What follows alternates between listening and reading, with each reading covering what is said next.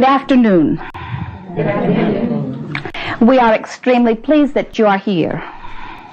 It is good to come together for the purpose of co-creating, is it not? Mm-hmm. What brings you here? You've come with great purpose? Food. That is reason enough. What brings you here? You. We are stimulators of thought. It is our expectation that as we chat together, that what will occur is that together our vibration will come to a similar place. And as it does, that which each of us know will be available to the other. A sort of co-creating. We're ready for you. First of all, I think it's an appropriate time for all of us to give thanks to Abraham and to Esther and Jerry, since this is the season for giving thanks for bringing us all to this point, at least, of awareness.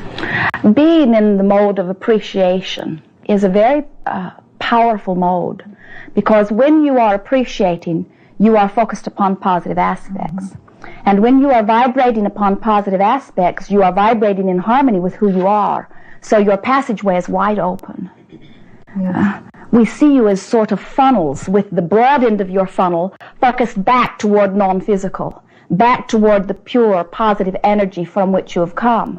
And when you are seeing something that you are feeling appreciation about, then your vibration is same, so your funnel is open. And then as you have the spout of your funnel stuck right into this time and place, then you are being and doing that which you've intended as you've come forth.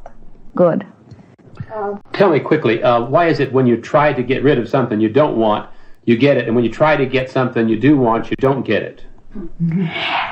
It is the subject of giving attention to what is wanted or lack of it. And in both of the cases where you don't get it, if you are giving your attention to something that you do not want, you are attracting it. If you are giving your attention to something that you do want, you are attracting it.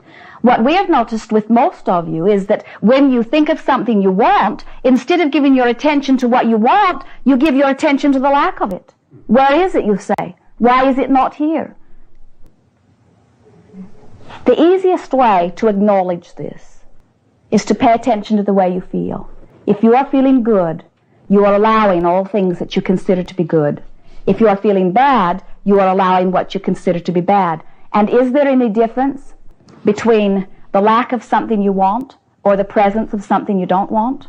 Are they not the same thing? The lack of something that you do want feels bad. The presence of something you don't want feels bad. It is much easier to look at it that way. Your work, the only thing that is worthy of giving any of your attention to is to become a deliberate thinker. Offer your thought and see how you feel about it. Your inner being vibrates at a place of pure positive energy.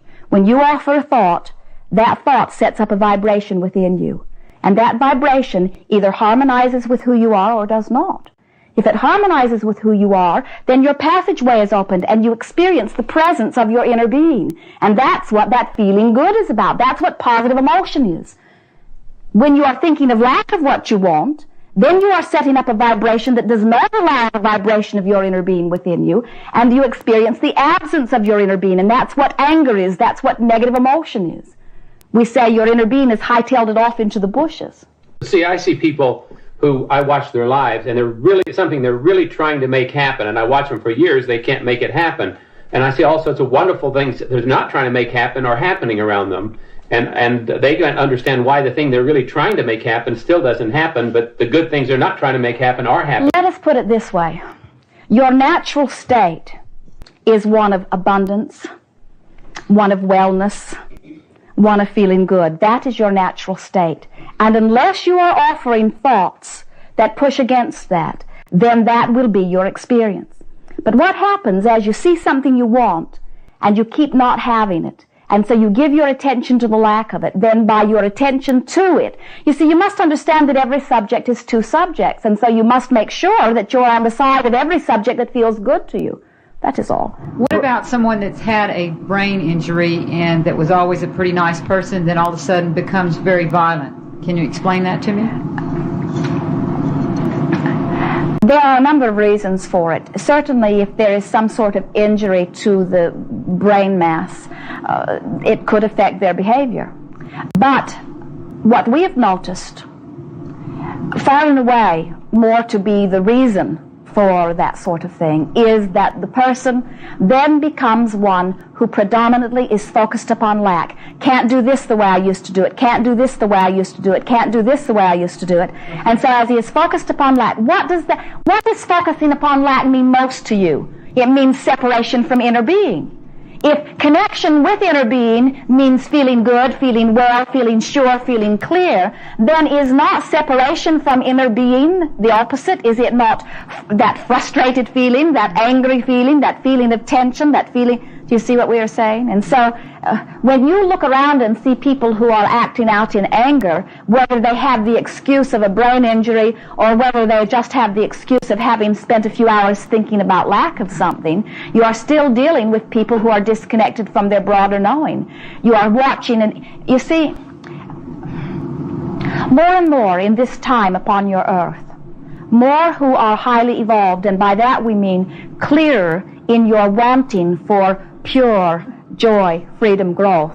There is a higher number of those passionate, wanting beings upon your planet now than any time before in the history of your planet. More wanting for freedom, growth, joy. The little ones that are coming forth now are going to give the teachers and parents a run for their money, because they seek freedom in a way far beyond that which any of you have experienced in generations that have come before.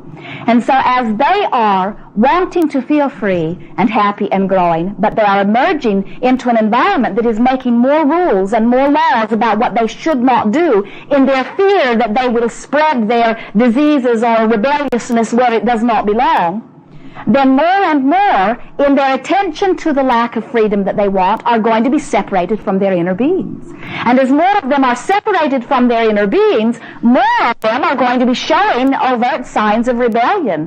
Have you ever had someone hold a pillow to your face? Even in fun? Do you remember that, or have you seen it in the horror movies? That fighting for air, that's the sort of thing that many are doing when they are fighting for their feeling of well-being. That's the anger that you're seeing acting out. They are fighting for what they believe to be their very life, only they cannot put it in those conscious terms. But we see that that is what is happening. Good. What would you advise to tell someone that has a brain injury that would help them start focusing on what they want in their life instead of the anger and frustration of not being able to do what they want to do? Usually at the time that you are seeing the anger, that is the worst time to try to do anything, because they are so resistant to it that you would just antagonize them. They don't want any more sweet words coming at a time when they're in that sort of mood. But we would, if they're important and someone that we may see regularly, we would begin writing in our book of positive aspects our clear acknowledgement of their talent and ability as they stand, and our knowing that every body is extremely resilient. And we would clarify our expectation that there would be a steady improvement. You see, this business of brain is misunderstood so dramatically. In other words, so much credit is given to what you live because of that, when the reality of it is your brain is much more of a transmitter and receiver than it is a storer of anything. But when you are convinced that this thing that you thought was storing has been damaged so that what was in it was damaged, it's a little bit like dropping your computer and thinking it is broken, you see.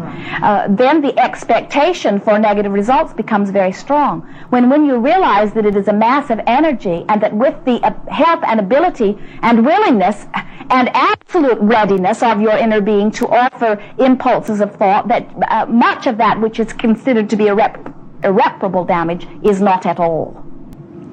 You see, a few years ago our friend Jerry was driving into the city of Odessa, and as he drove into the city he was in a line of traffic stacked up at a stoplight. And he received a compulsion that was so strong he did not question it, nor did he hesitate.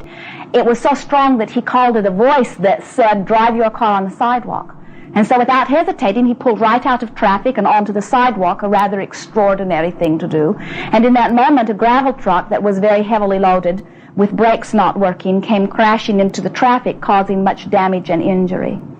And Jerry was happy that he was spared and unhappy that others were not. And years later, as he is telling the story to us, he said, Abraham, why did the others not hear that voice? Why did they not hear their inner beings, who must have been aware as mine was? And we said, because most physical beings are focused upon insignificant, nitpicking points of lack that cause them to vibrate in a way that even though their inner being is offering that sort of information, they cannot receive it because they are vibrating in a way that they cannot. Now this is a rather extreme sort of life and death thing, and yet what we are wanting you to realize is that when you are focused upon positive aspects of something so that you're feeling good, so that your funnel is open, not only are you then in a position where you can receive inspiration, turn left, turn right, come this way, look here, make this call, but you are also in a position where you can receive the pure electrical, and they are electrical, impulses of thought that your inner being, and only your inner being, can offer to your physical apparatus. Where do you think this life force comes from? This stuff that the doctors say, yep, this one's alive. This life force is the energy that is focused into you from your inner being, and your inner being knows every cell, every energy point, millions of them in your body.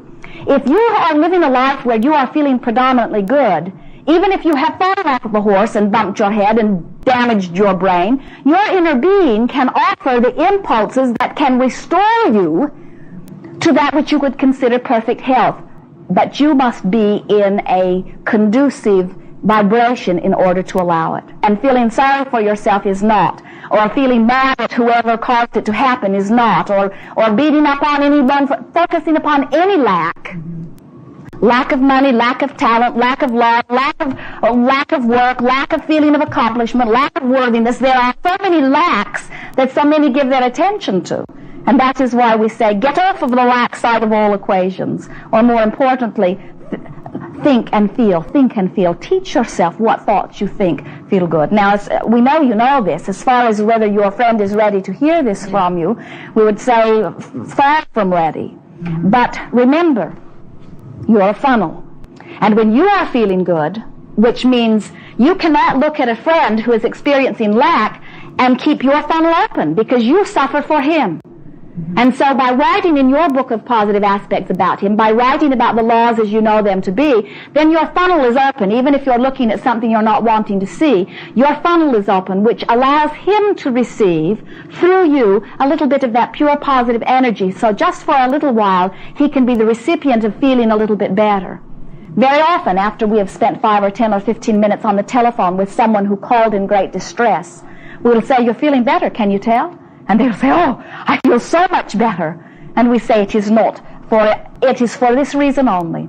As we have been chatting in your ear, you have been thinking. And as you've been thinking, your vibration has changed. As your vibration has changed, you have come into the pure harmony of vibration with who you really are. And so your passageway is open. And the essence of your own inner being is flooding through you. And that feels very good, doesn't it? And so that's what all of you are to everyone. You are catalysts to assist them in the little time that you're interacting with them to be more or less connected. It is up to you. If you're focused upon their lack, you are the catalyst that is causing them to disconnect. If you are focused upon their positive aspects, you are the catalyst that is causing them to connect, you see. Good. I have to ask this. Now, when you speak of vibration and energy, like as you're speaking about this and I'm seeing how I'm going to relate it to this friend, I instantly get real hot. Does that have something to do with vibration? Or is it a physical? Usually when you are feeling hot, there is a little bit of discomfort involved. In other words, an awareness that this isn't going to be easy. Almost a recognition of a little bit of resistance. Not really, because this is like a friend asked me to ask you for her brother. If we were speaking to someone who had not heard anything about any of this weird Abraham stuff, and we knew that they were wanting to experience something other than what they were experiencing, we would explain it this way. We believe that this is the easiest way to explain deliberate creation that can get the most information across. We would say, practice some thinking, even while we're here talking together. Think and feel. Think and feel. And if they say, well, I don't